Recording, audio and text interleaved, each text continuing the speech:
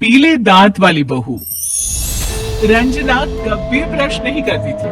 उसे कितनी बार उसके माँ बाप ने डांटा, लेकिन उसका कोई असर उस पर होता ही नहीं था, जिस कारण से उसके दांत पीले पीले हो जाते हैं। शादी के बाद। अरे बहू, वैसे तो तुझ में कोई कमी नहीं है, पर तेरे दांत दांत इतने पीले कैसे हैं बेटा? कैसे है मतलब? कोई सर्जरी थोड़ी ना कराइए। वो तो क्या है ना, मैं ब्रश नहीं करती थी तो पीले हो गए। अब क्या करूं? आप कहे तो लाल करवा दूं या काले? ये क्या है? क्यों माँ से लड़ रही हो? लड़ रही हूँ? अरे मैं लड़ रही हूँ या ये बोल रही है कि दांत पीले हैं, पीले। अरे तपस्या थोड़ी ना की है इन्हें पीले करने के लिए। कायदा ब्रश नहीं किया है 20 साल तक, तब जाकर। छी, कैसी बात कर रही हो? ये उस वक्त तो पीले नहीं थे जब हम लोग तुम्हें देखने आए थे। अरे तब साफ करवा लिया होगा डेंटिस्ट के पास जाकर। अब देखो कैसे पीले पीले लग रहे हैं। रंजना सास की तरफ गुस्से से देखती है। फिर शुरू हो गई पीले पीले पीले।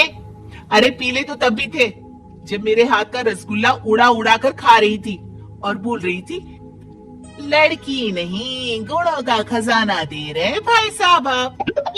खैर, अब वो लोग करते भी तो क्या करते, पीले दांत वाली बहू पल्ले पड़ी थी तो झेलना तो था ही। एक दिन कीर्तन में रंजना गाना गा रही थी।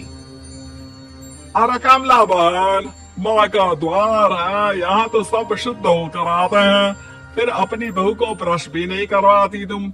दूर से पीले पीले दांत भक्ति में बाधा उत्पन्न कर रहे हैं। अरे कोई 2 साल के बच्ची थोड़ी ना लेकर आई हूँ मैं बहू बनाकर। अच्छी खासी लड़की है, अरे कैसे करवाऊं ब्रश? ये तो उसे खुद करना चाहिए ना। अब माँ बाप तो इसके जैसे तैसे निपटा दिए, ये नहीं सोचा कि सास कैसे संभालेगी। सास बहू को लेकर घर आ जाती है, लेकिन सोच लेती है कि अब इसे लेकर कहीं नहीं जाएगी। अगले रोज बहू कहती है, अरे क्या हो गया, मंदिर नहीं जाना क्या? कीर्तन का वक्त हो रहा है। मेरी मधुर वाणी से कान्हा जी जागते हैं और सोते हैं। अब तो जानती है ना उनकी भक्ति में कितना मन लगता है मेरा। वो क्या है ना, तबीयत ठीक नहीं लग रही है मेरी, आराम करूंगी मैं। तबीयत ठीक नहीं लग रही?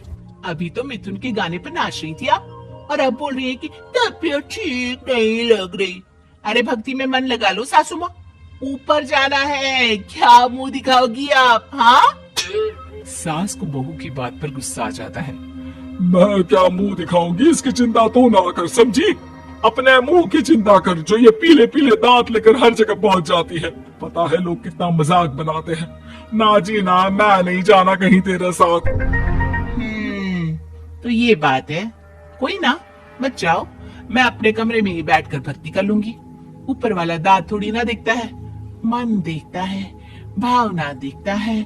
और अरे बस बस, तू सब कुछ दिखा, बस ये सफेद चमकदार दांत ना दिखाना किसी को, है? जाए यहाँ से। बहू को सास की बात का कोई फर्क नहीं पड़ता, वो तो जैसी थी वैसी ही रह जाती है। सुबह नहाकर किचन में खाना बनाना, फिर खाना खाना, कीर्तन भजन करना और सो जाना।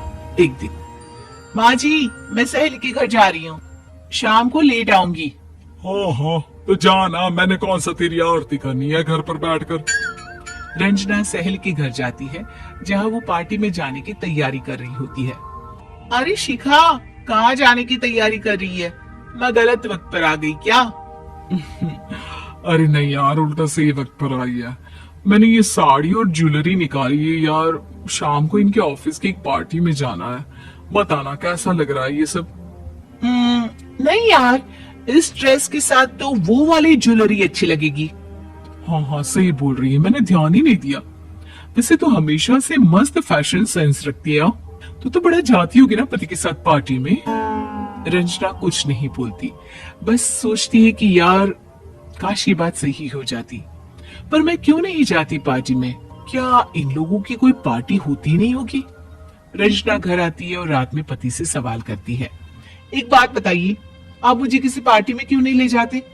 क्या आपकी यहाँ ऑफिस में पार्टी नहीं होती? पति बेचारा क्या कहता कि दांत पीले हैं तुम्हारे इसलिए। अरे कोई पार्टी होती नहीं हम लोगों के ऑफिस में, तो कहाँ से लेकर जाऊं? और मार्केट, मॉल, कहीं वीकेंड घूमना, कहीं तो। अरे यार सारे हफ्ते में एक छुट्टी मिलती है, तो सोचता हूँ कि आराम ही कर लूं। क्यों? रंजना मन मार के रह जाती है। पहले कभी सास के साथ मंदिर जाया करती थी, लेकिन वो भी सास ने ले जाना बंद कर दिया। घर बैठी बैठी रंजना बोर हो जाती है। तभी उसे आइडिया आता है और वो मायके जाने का सोचती है। सासू माँ, 2 दिनों के लिए मम्मी के घर जा रही हूँ।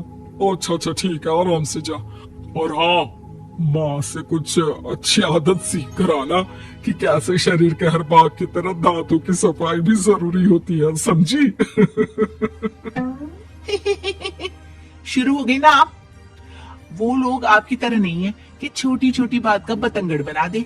उन लोगों के लिए मैं मायने रखती हूँ, ना कि मेरे पीले पीले दांत। रंजना माँ को बिना बताए उन लोगों को सरप्राइज देती है, लेकिन जैसे ही वो दरवाजे पर पहुंचती है, अंदर देखती है कि घर वाले कहीं जा रहे होते हैं। अब माँ, काश रंजना दीदी के दांतों वाली प्रॉब्लम नहीं होती, तो वो भी हम लोगों के साथ चलती ना बुआ जी की बेटी की शादी में। हाँ बेटा, लेकिन अब उसे कौन समझाए कि उसको उसके पीले दांत नहीं दिखते, लेकिन उसके आसपास के लोगों को कितना एम्बैरेसिंग फील कराते हैं। मुझे तो कितनी बार उसके स्कूल की टीचर ने शिकायत की कि उसके साथ कोई लड़की बैठना भी नहीं चाहती, और ना ही कॉलेज में कोई उससे बात करना चाहता था। लेकिन पता नहीं क्यों उसे ये बात समझ में ही नहीं आती। कोई कमी नहीं है उस लड़की में, बस यही के दांत पीले हैं। वो तो भला हो जीजा जी और उनकी माँ का, जो दीदी को जैसी है वैसे ही रखा हुआ है। रंजना को अपने घर वालों की बात सुनकर बहुत दुख होता है। वो सोचती है कि वो क्या करे, लेकिन फिर वो सीधा डेंटिस्ट के पास जाती है, अपने दांत चमकाती है और कसम खाती है कि वो रोज ब्रश करेगी। अरे क्या हो गया? तुम तो 2 दिनों के लिए गई थी ना, पर कोई ना, अच्छा है, चलो आ गई तो। रंजना सास के सामने आकर खड़ी हो जाती है और पूरी स्माइल करती है, उसके चमकदार दांतों को दिखाती हुई। चले मंदिर। माँ, मुझे माफ कर दीजिए, मैंने आप लोगों को बहुत एम्बैरेसिंग फील करवाया। मैं आज से रोज ब्रश करूंगी।